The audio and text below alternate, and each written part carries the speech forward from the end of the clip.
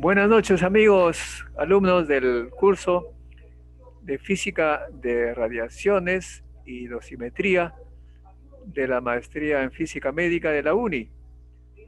El día de ayer hubo una clase que fue la conferencia, la exposición de Luis Cuya, pero no fue grabado por alguna razón y entonces estamos obligados a que nuevamente lo repita para grabarlo. Pero por otro lado, también uno de los expositores llamó por teléfono diciendo que no podía, que tenía problemas de computadoras. Eh, Eso significa pues que vamos a escuchar a Luis Cuya, quien va a exponer, además tomando en cuenta las recomendaciones y las discusiones que hubo ayer. He conversado con Luis Cuya ya presente. Luis, ¿puedes presentar tu exposición? Sí, profesor. Solo denme un minutito, por favor. Tiene que poner pantalla completa. Listo, adelante. Buenas noches, profesor. ¿Se me escucha? ¿Se me escucha, compañeros? Sí, Ya.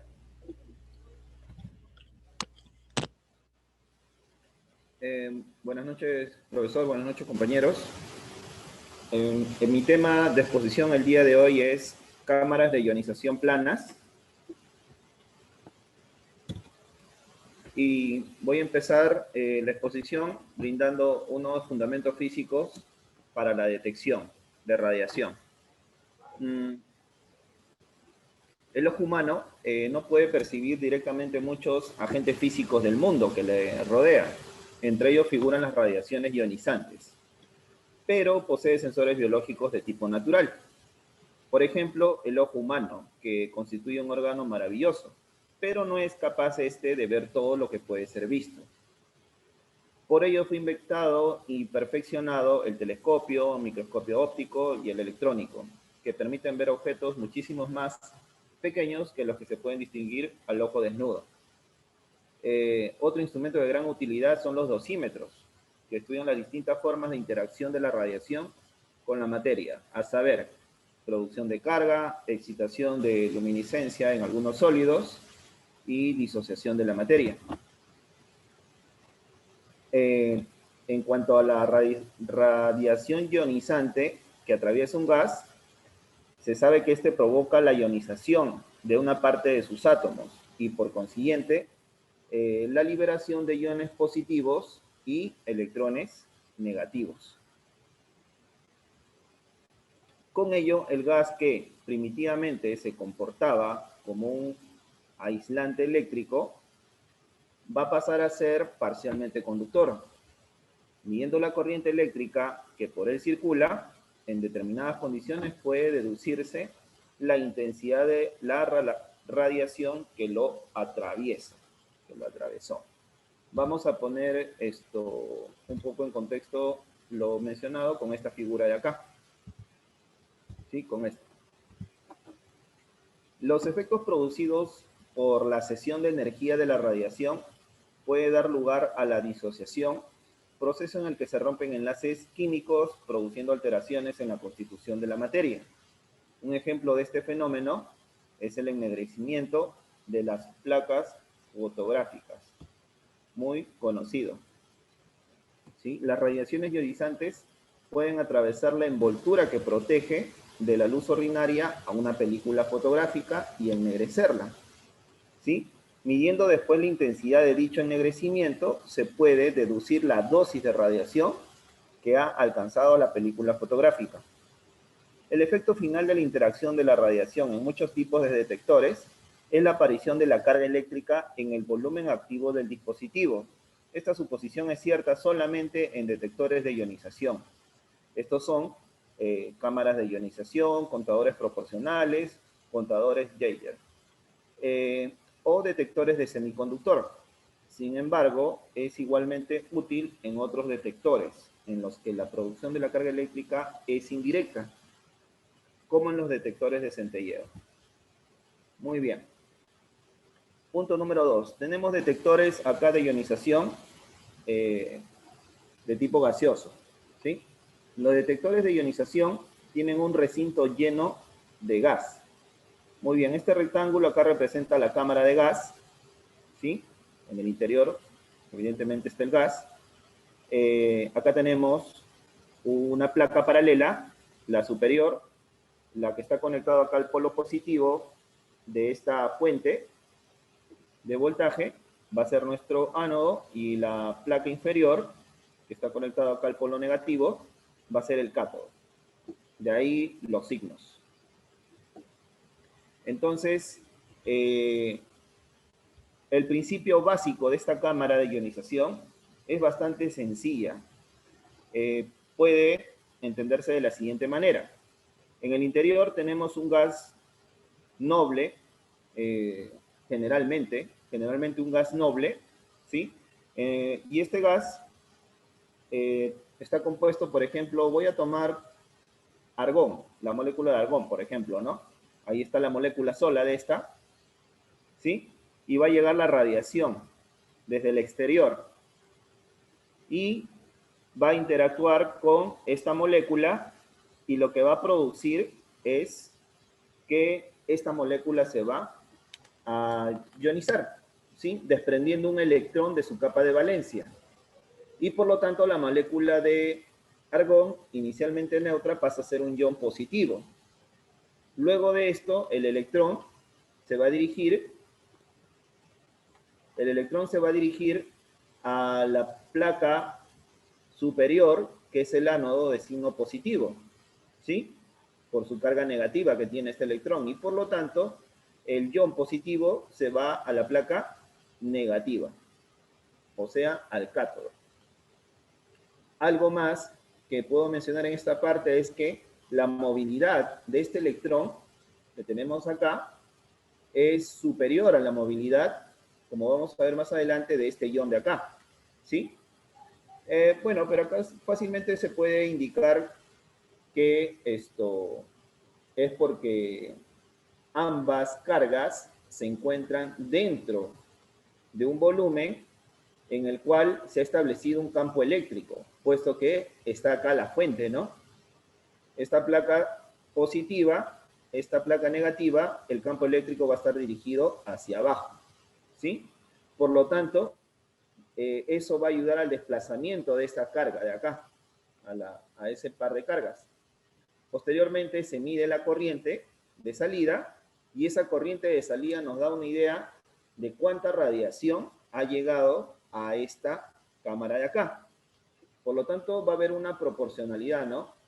Es claro que a mayor radiación se van a producir más iones, por lo tanto más corriente eléctrica, y ahí está la relación, ¿no? A mayor radiación, mayor corriente. Mientras más corriente se pueda medir, significa que hubo una mayor cantidad de radiación a la que estuvo expuesta la cámara, y eso se puede contabilizar. Ese es el principio en el cual se basa este detector, que por su forma recibe el nombre de cámara plana. Un poco de matemática. Una partícula cargada, en este caso, lo que hemos visto, ya sea se refiere a este positivo o al negativo, a cualquiera de los dos, que atraviesa un medio gaseoso o condensado, puede interactuar con él de muchas maneras. ¿Qué nos dice esta formulita de acá?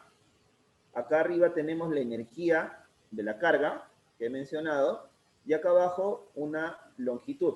Por lo tanto, esto de acá se lee bueno, una cosa más, a medida que están avanzando las cargas en el medio, va a haber una pérdida de energía de estas conforme van avanzando. Entonces, este cociente de acá nos da la pérdida por unidad de longitud de energía, ¿sí? Por eso ahí el signo negativo.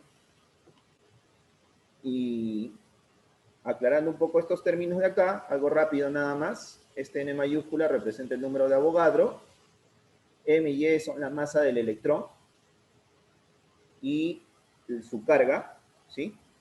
Z viene a ser el número atómico de la partícula cargada, ¿sí? A su masa atómica y ρ es la densidad del medio, ¿sí? Tener en cuenta que la densidad del medio se refiere al gas que está en el interior de la cámara, ¿no? La cámara se le puede cambiar la presión. Hay distintas cámaras que existen en el mercado que trabajan a distintas presiones, ¿sí? Y eso es, por lo tanto, como va a haber diferentes presiones para el gas, van a haber diferentes densidades. Y de esa densidad es la que depende esta pérdida de energía por unidad de longitud. Y es el potencial de ionización efectivo. Z es la carga y beta es la velocidad.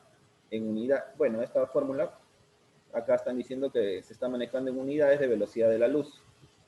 Del proyectil, se refiere a la partícula que se está moviendo. Acá voy a tomar otra formulita que me brinda esta fórmula. EM me va a representar la energía máxima de transferencia de energía permitida en cada interacción, ¿sí? Y la cinemática relativista simple de dos cuerpos va a brindar esta fórmula, ¿sí? Donde M me va a representar la masa del electrón, y es la que estoy reemplazando acá. C, evidentemente, la velocidad de la luz. Beta, este es un factor que se encuentra en tablas, y para mi ejemplo que estoy colocando acá, para protones de 1 gigaelectronvoltios por velocidad de luz es de 0,73, ¿sí? Lo reemplazamos en esta posición y acá, y entonces nos está dando acá una energía máxima que puede tener una partícula cargada en el interior de la cámara de gas de 1,2 electronvoltios, ¿sí? Esta J obviar, por favor, es electronvoltios, ya transformando todo este producto de acá. Ahora bien, sin embargo, no siempre se puede utilizar este límite cinemático, sobre todo en el caso de detectores en los que la energía puede escapar en forma de rayos delta.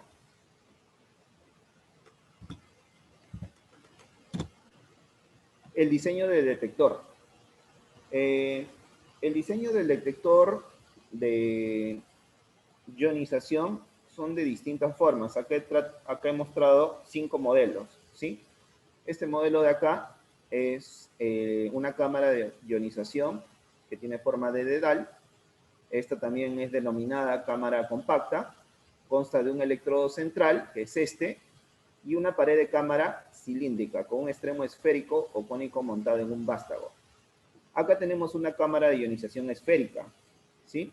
Esta consta de 2 esferas concéntricas, como se ve ahí en la figura, que representa el electrodo de medición central y la pared de la cámara y limitan el volumen sensible, ¿sí?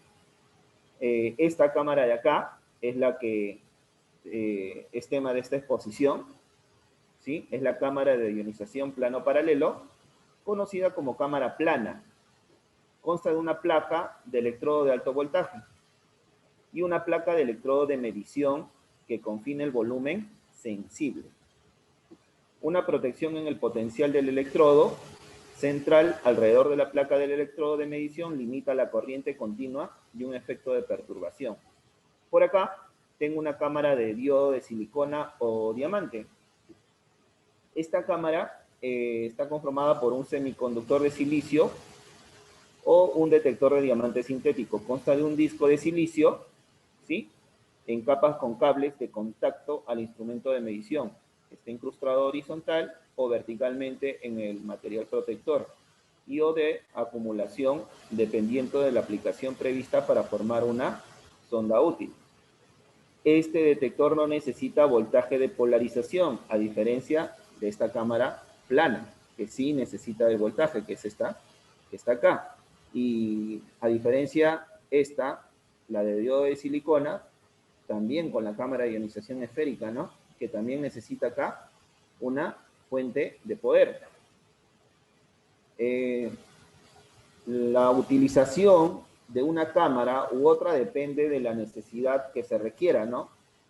Por ejemplo, esta cámara de ionización plana nos hace esto de bastante utilidad cuando en el medio en el cual se quiere medir la radiación, esta ingresaría de manera perpendicular a la superficie de la cámara. Entonces ahí es donde utilizamos esta cámara de ionización. Esta cámara no nos serviría, por ejemplo, en un medio en el cual la radiación está llegando paralela a esta cara de acá. Porque va a pasar esto paralelo, pues, ¿no? Y no va a ionizar el volumen del gas que se encuentra en su interior. No estaríamos midiendo nada. Cosa que sí podría utilizar esta cámara de ionización de tipo esférica, ¿no? No importa por dónde le llegue la radiación, siempre va a llegar acá al centro, al volumen sensible, donde se encuentra ahí encerrado el gas. ¿Sí?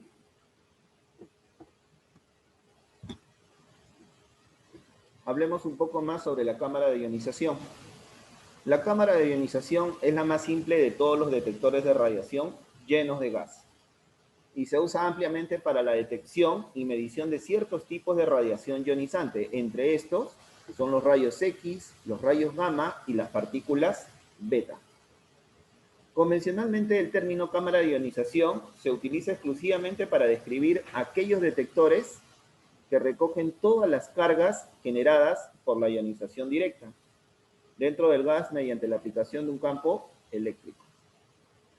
Solo usa cargas discretas creadas por cada interacción entre la radiación incidente y el gas y no involucra los mecanismos de multiplicación de gas usados por otros instrumentos de radiación como el contador Geiger o el contador proporcional. Las cámaras de iones tienen una buena respuesta uniforme a la radiación amplia gamma, en una amplia gama de energías, y son el medio preferido para medir altos niveles de radiación gamma. Son ampliamente utilizados en la industria de la energía nuclear, laboratorios de investigación, radiografía, radiobiología y monitoreo ambiental. Acá presento un esquema un poco más detallado de esta cámara en cuanto a la interacción que va a existir entre la radiación incidente y el gas en su interior de la cámara, ¿sí? Las esferas de color amarillo me representan el gas noble, ¿sí? La radiación incidente es esta línea morada, ¿sí? Y es la que va a interactuar de manera discreta con cada una de las moléculas, produciendo que ésta se ionice y por lo tanto despide el electrón, que es esta esfera de color celeste, y me queda el ion positivo de color naranja, la de este de acá, ¿no? Esta esferita de acá.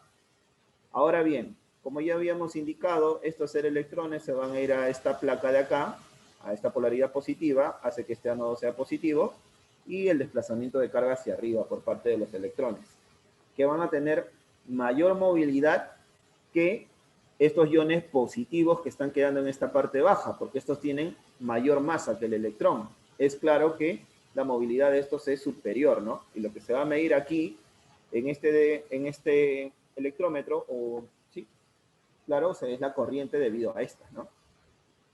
Hay un cálculo que nos permite ver cómo es, que describe perfectamente el movimiento de estas cargas en el interior, que lo vamos a ver más adelante, ¿sí? En eso se basa el funcionamiento de una cámara de placas paralelas. Principio de funcionamiento. Una cámara de ionización mide carga a partir del número de pares de iones creados dentro de un gas causado por la radiación incidente, ¿sí? Consiste en una cámara llena de gas noble, generalmente es gas noble, pero esta cámara puede también tener una combinación de gases, ¿sí? Puede ser un gas noble argón en combinación con oxígeno, por ejemplo. No siempre está solo el gas noble en el interior. Los electrodos pueden tener la forma de placas paralelas. Son cámaras de ionización de placas paralelas. O una disposición de cilindro con alambre, como lo hemos visto ahí en las distintas formas de las cámaras. Y con un ánodo interno ubicado coaxialmente. Se aplica un potencial de voltaje en los electrodos para crear un campo eléctrico, ¿sí? En el interior del gas de llenado. Cuando el gas entre los electrodos es ionizado por la radiación ionizante incidente, se crean pares de iones y estos iones positivos resultantes y los electrones disociados se mueven hacia los electrodos de polaridad opuesta, bajo la influencia del campo eléctrico. Esto genera una corriente de ionización que se mide mediante un circuito de electrómetro. El electrómetro debe ser capaz de medir la corriente de salida muy pequeña, que está en la región de femtoamperios a picoamperios, dependiendo del diseño de la cámara, dosis de radiación y voltaje aplicado.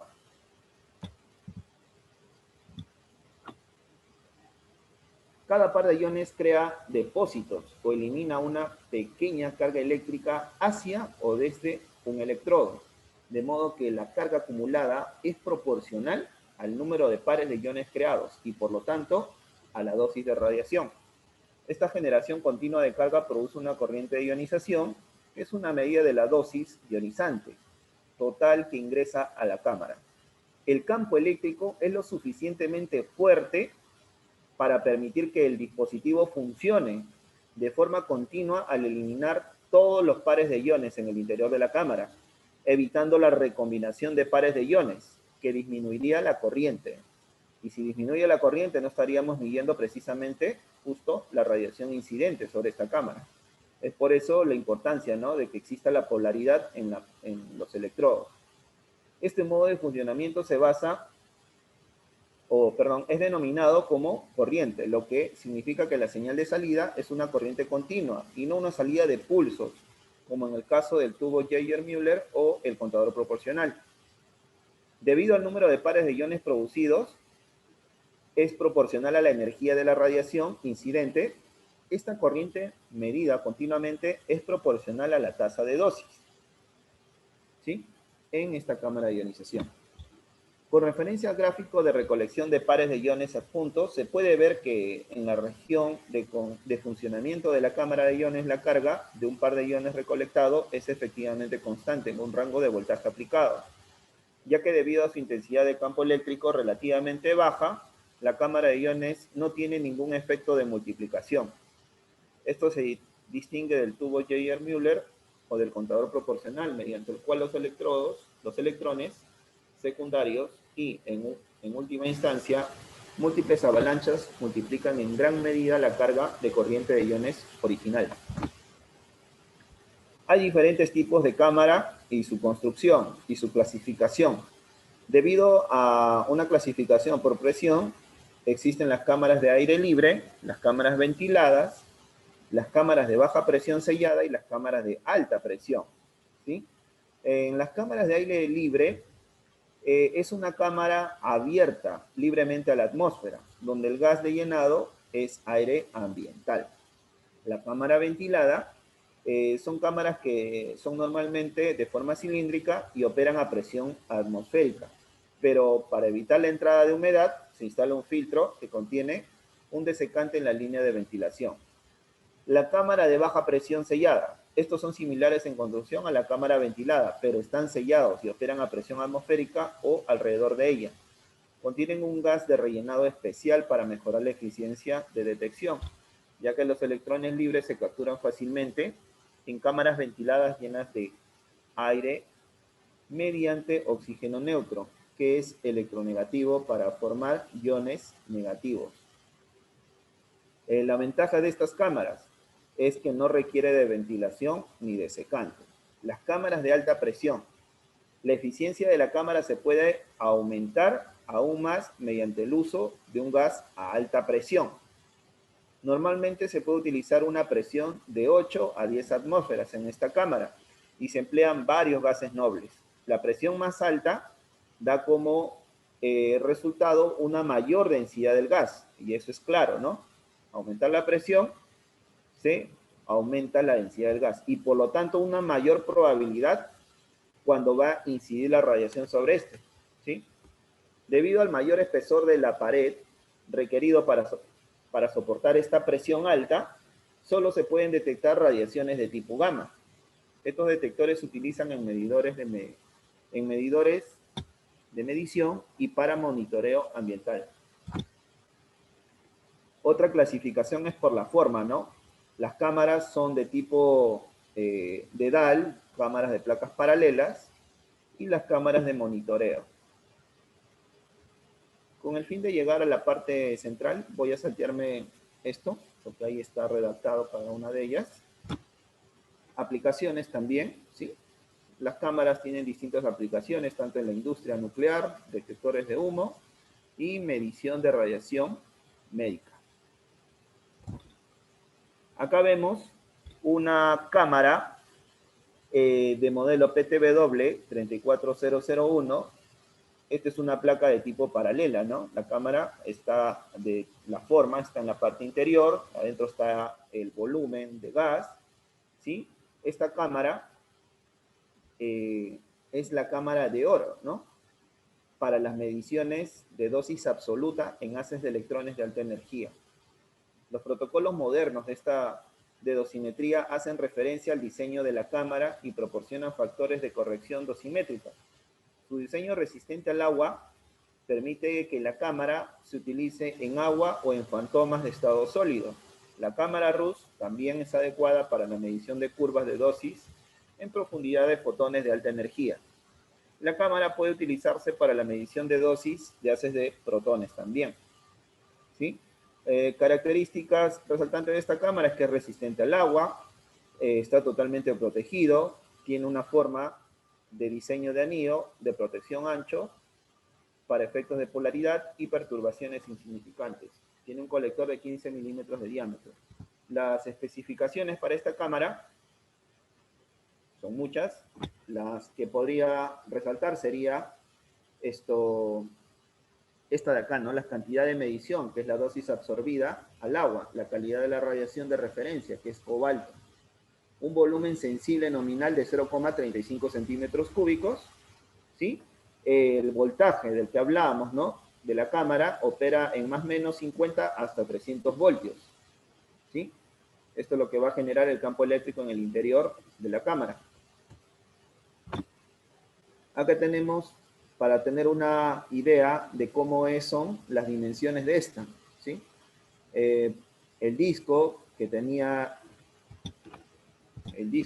es esto de acá, tiene una dimensión de un diámetro de 44 milímetros.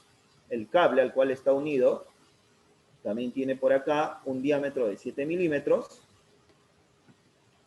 Aquí tenemos una dimensión de 16 milímetros, pero esta es la que nos interesa un poco más, ¿no? La de 15,6, que es la distancia que hay entre placa y placa. Para los electrodos.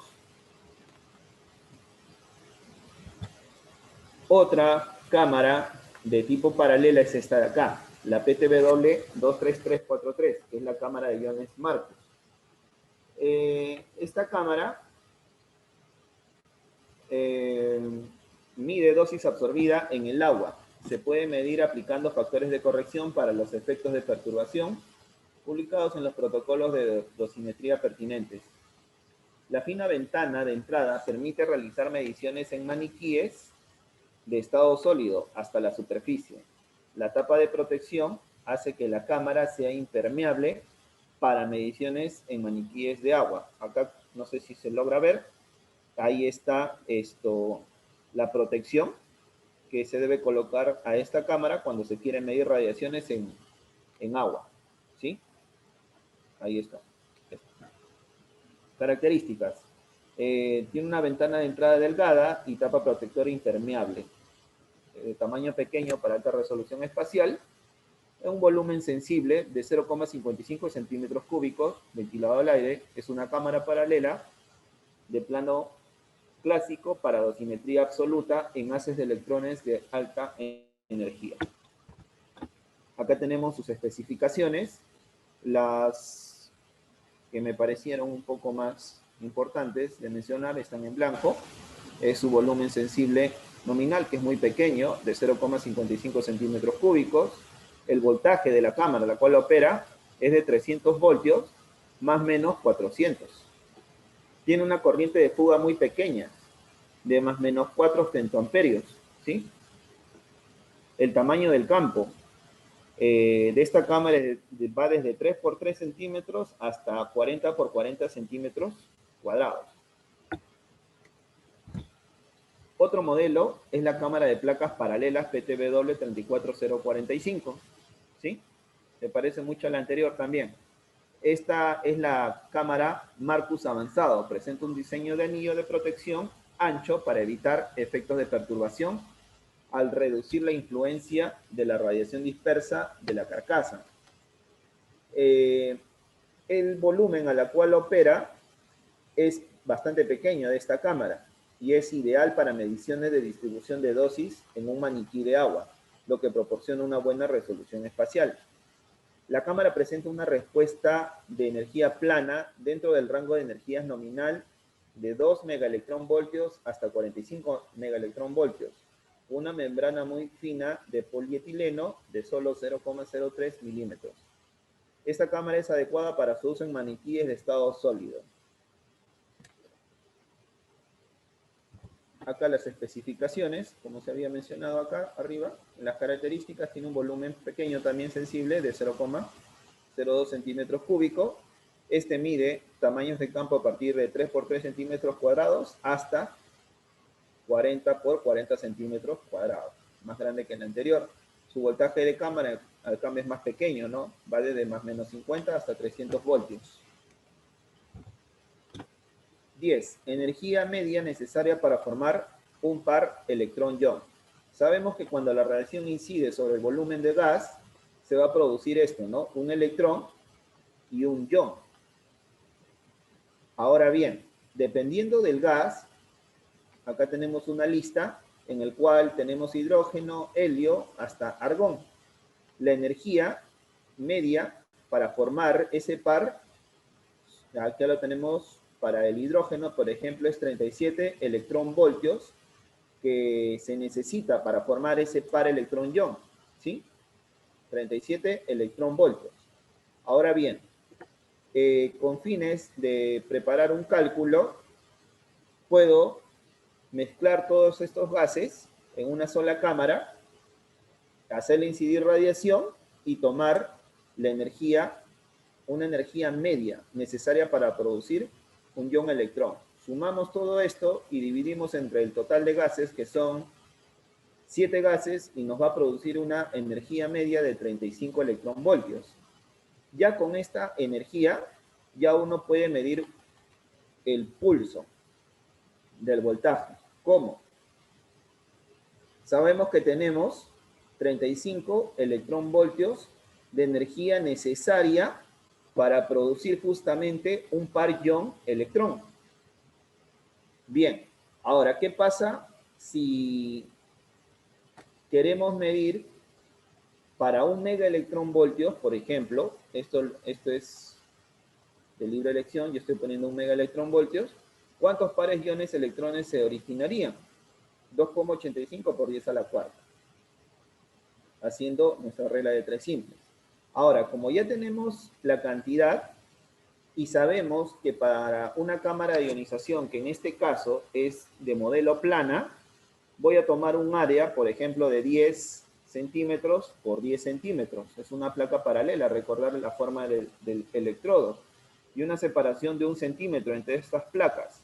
Sabemos que la capacitancia, en este caso de dicha placa, está dado por épsilon sub 0, el área y la distancia de separación. Reemplazando nuestros datos para área y distancia, nos sale que esa capacitancia de dicha cámara, con esa forma geométrica, va a salir de 8,46 por 10 a la menos 13 faradios. Ahora bien, nosotros sabemos también que el voltaje que se va a originar entre esa placa, debido a la carga de 2,85 por 10 a la 4, par ion electrón, que esta es la cantidad de carga que se ha generado, ¿sí? La cantidad en número, lo multiplico por 1,6 por 10 a la menos 19 para determinar la carga total. Abajo reemplazamos la capacitancia y vamos a obtener así el voltaje, que nos sale 5,40 milivoltios. Este voltaje aplicado determina la velocidad de deriva o velocidad de arrastre de los electrones en el interior de la cámara, ¿sí? Ahora, para un valor típico de voltaje de unos 100 voltios, los iones se mueven a velocidades de 1 metro por segundo, ¿sí?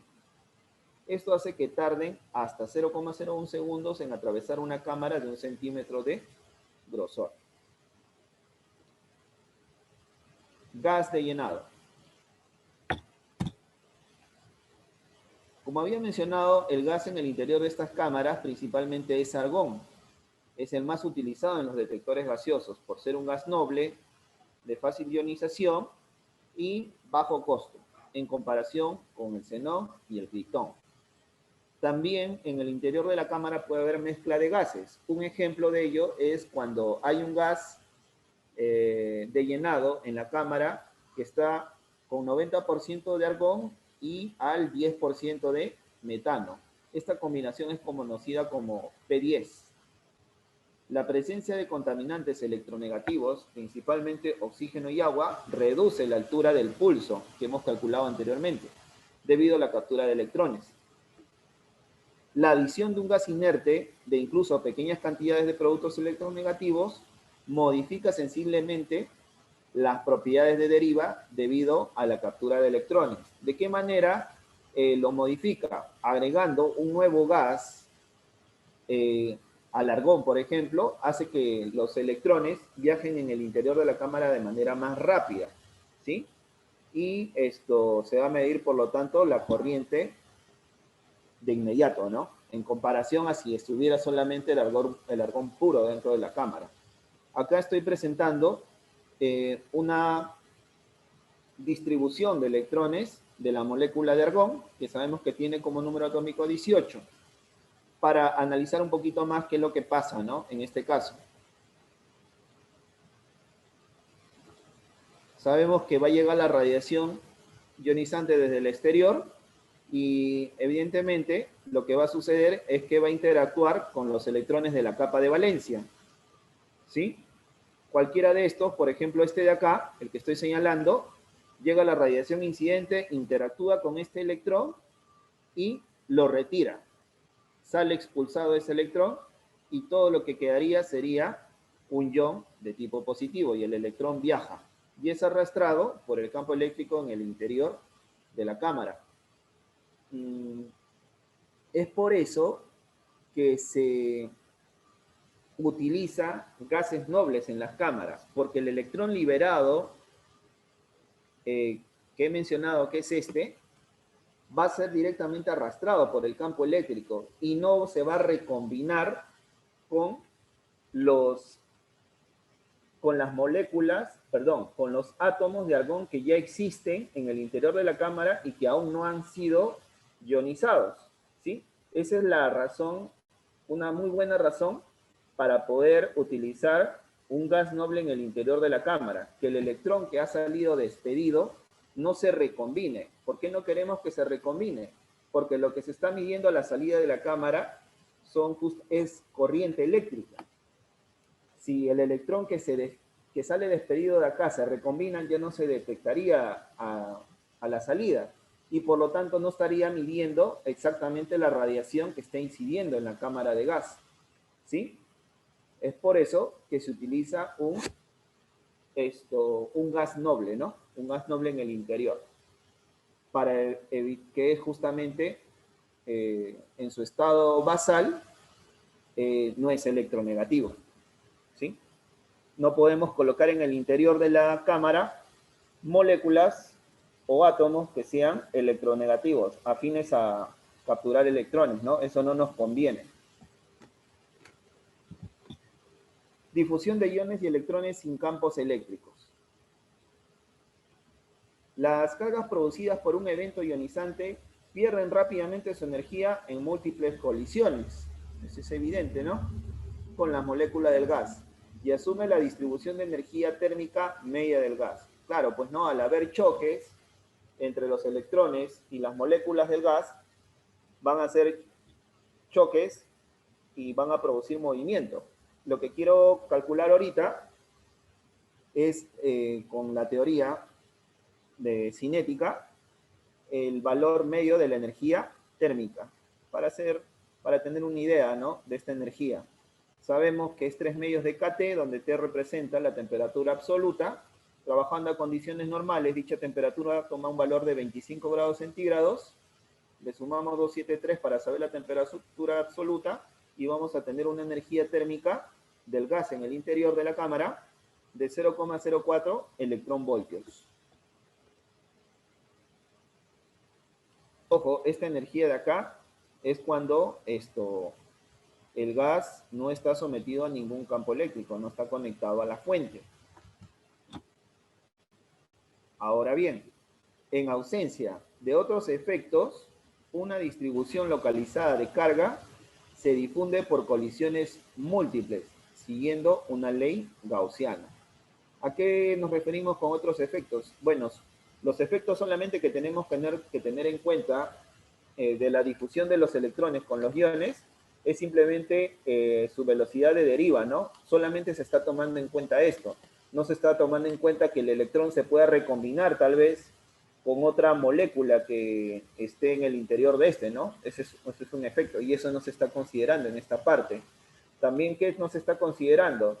Que el electrón que se genera por la radiación, por ejemplo, se pega en el interior de las paredes de la cámara. Esos son los efectos que se está despreciando, ¿no? No se está tomando en cuenta. ¿Para qué? Para tener una distribución de tipo gaussiana, ¿sí? Acá tenemos dn entre n, donde esto de acá nos va a representar la fracción de cargas que se encuentran en el elemento diferencial de x, ¿sí? Una pequeña longitud a una distancia x del origen. ¿Cuál es el origen? El origen es el punto donde se ha producido la ionización. De ahí en adelante, las cargas van a avanzar, ¿no? Una longitud de x. A eso se refiere. T es el tiempo transcurrido en dicho diferencial del coeficiente de difusión y por lo tanto aquí nos da la distribución gaussiana que muestro en este esquema de acá. Con lo detallado, entonces, ¿qué tenemos? Que desde el origen O, las cargas pueden avanzar 0,1 centímetros, ¿sí? De longitud horizontal en 0,1 segundos.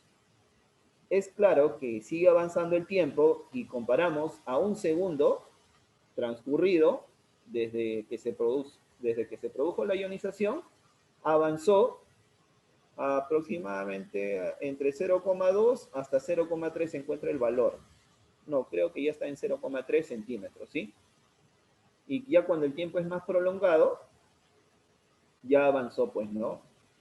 Se supone que en 10 segundos, acá está mostrando, ya estaría avanzando ya el espesor de la cámara, ¿no? La distancia entre los electrodos.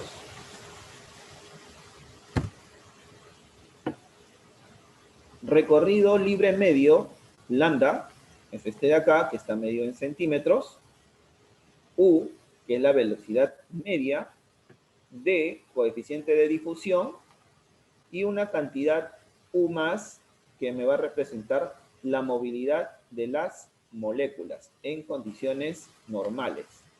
Condiciones normales, entiéndase 25 grados de temperatura, 25 grados centígrados, y una presión de una atmósfera, ¿no? ¿Qué va a pasar con estas cantidades? Bien, acá vamos a tener que durante la difusión, los iones colisionan con las moléculas del gas, ¿sí? El electrón se mueve mucho más rápido que los iones, debido a su pequeña masa, siendo su velocidad térmica media de unos 10 a la 7 centímetros por segundo. Además, debido a su insignificante tamaño, su camino libre medio es clásicamente 4 veces mayor que el de los iones en un gas similar. Un ion positivo puede ser neutralizado, recombinándose en el volumen del gas con un portador de carga negativa, ya sea un electrón o un ion negativo, o extrayendo un electrón en las paredes. Esto ya lo había aclarado en el slide anterior, ¿sí? También es posible un proceso de transferencia de carga con una molécula de su propio gas o con moléculas de otro tipo que tengan potenciales de ionización bajos. Acá, una cantidad a tomar en cuenta es H, que es llamado coeficiente, N son el número de colisiones, T es el tiempo medio de fijación de los electrones, y acá lo tenemos para distintos gases. Todo esto también es medido a condiciones normales. Los electrones, en cambio, pueden ser neutralizados por un ion, ¿sí? Por un ion obviamente positivo, ¿no? Pueden unirse a una molécula que tenga afinidad por los electrones, que sería electronegativa, o pueden ser absorbidos en las paredes. La probabilidad de adhesión H, ¿sí? Que es el coeficiente que mencioné, es esencialmente cero para todos los gases nobles. Y eso es importante, ¿no? Para evitar la recombinación. Y también para el hidrógeno, ¿no? Ajá. La probabilidad de adhesión H es esencialmente cero para los gases nobles y el hidrógeno. En otras palabras, nos está diciendo que no se está combinando el electrón con gases nobles e hidrógeno, porque su probabilidad H es cero. Mientras que asume valores finitos para los demás gases. Claro, pues no. Si hay recombinación en otros tipos de gases diferentes de gases nobles, ahí va a ser la probabilidad que sí se pueda recombinar y esta H ya va a ser diferente de cero. Hay una relación entre H con N para originar T, que es el tiempo medio de fijación. Y está dado por esto, pues, ¿no? La inversa de H por N me da el tiempo medio de fijación. Y acá tenemos los valores para distintos gases, ¿sí? Como ven, H, ninguno de estos de acá, dióxido de carbono, oxígeno, agua, cloro, ninguno de estos representa un gas noble. Por eso es que el H en ningún caso cae cero, ¿no? Pero veamos que sí son cantidades pequeñas, ¿no? Están en el orden de 10 a la menos 9. Por ejemplo, acá para el CO2, que es el más pequeño, ¿sí? Significaría que la probabilidad de recombinación entre el CO2 con un electrón, que no es lo que se quiere, no se desea la recombinación, evidentemente, por lo detallado, pero igual hay probabilidad, ¿no? No es cero. Solo en el caso de los gases nobles es cero ese coeficiente H. Acá tenemos movilidades experimentales de varios iones en diferentes gases, en condiciones normales, con campo eléctrico. Acá no lo indiqué. La probabilidad de recombinación acá se está dando este H, pero sin campo eléctrico. Acá sí ya es con campo eléctrico. Y acá se va a definir una nueva cantidad. En presencia de un campo eléctrico a través del volumen del gas, se observa un movimiento neto de iones a lo largo de la dirección del campo, ya explicado anteriormente. Ahora bien, la velocidad media de este movimiento lento, que no debe confundirse con la velocidad instantánea de los iones, claro, porque la velocidad instantánea de los iones, eso sí es grande, pues, ¿no? Lo que se está tomando acá es la velocidad media. Se denomina velocidad de deriva, ¿sí? Representado por W más. Y se encuentra que es linealmente proporcional al campo reducido. El campo reducido es el valor establecido entre las placas E dividido por P, donde P representa la presión en el interior de la cámara, debido al gas, ¿no? Ahora, como ya tengo acá la velocidad de deriva, lo multiplicamos por la inversa del campo reducido, definido como E sobre P, nos da la nueva cantidad U más, que vamos a llamar movilidad. Y acá en la tabla tenemos la movilidad para distintos gases, ¿sí? Determinada con esta fórmula, ¿sí? Ahí vemos que, por ejemplo, para el argón, su movilidad es 1,51, ¿sí? A ver, ¿dónde estás? Comparado con un metano, la movilidad es superior de 2,26. Acá creo que esta tablita tiene un pequeño error. Me van a disculpar, pero simplemente es una captura. Porque acá me estamos... Ah, no, perdón, yo estoy equivocado. Está bien, está bien. Porque acá tenemos argón y con iones de CO2 nos da una movilidad de 1,72, pero argón con metano nos está dando una movilidad de 1,87. Y cuando tenemos argón con iones de este tipo, tenemos una movilidad de 1,72. 51. Acá tengo las referencias donde he sacado toda esta teoría expuesta. Y bien, compañeros, doy por finalizado mi exposición. Si tienen algunas preguntas, acá estoy repasando los slides para ver en qué hay alguna consulta que realizar.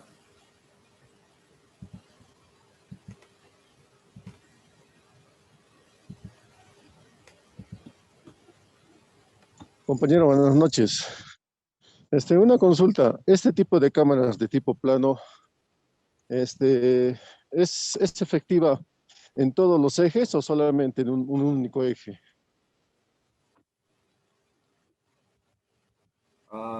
Bueno, necesitaríamos primero para responder eso establecer nuestro sistema de referencia, ya que me hablas de ejes, pero creo de manera más general.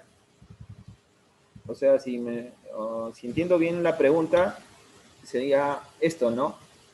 La dosis donde se quiera medir se va, dependiendo del lugar donde se quiera medir la dosis, se va a utilizar una u otra cámara, ¿no? Cuando la región donde yo quiero medir una dosis, la radiación está ingresando perpendicular a esa superficie, me convendría colocar, por ejemplo, la cámara plano paralela, ¿no? Pero si solamente en ese caso, ¿no? En que la radiación ingrese perpendicular a esa superficie, pero si quiero medir la radiación en un lugar donde no me va a valer esta, puesto que si la radiación ingresa paralela a la superficie y no puedo acomodar el dosímetro de otra manera, utilizaría, por ejemplo, la cámara de ionización esférica, ¿no? Y acá a esta no le interesa la incidencia, ¿no? Por todos lados siempre va a medir. No sé si respondo con eso tu pregunta, compañero. Sí, compañero, gracias. Muchas gracias por la pregunta.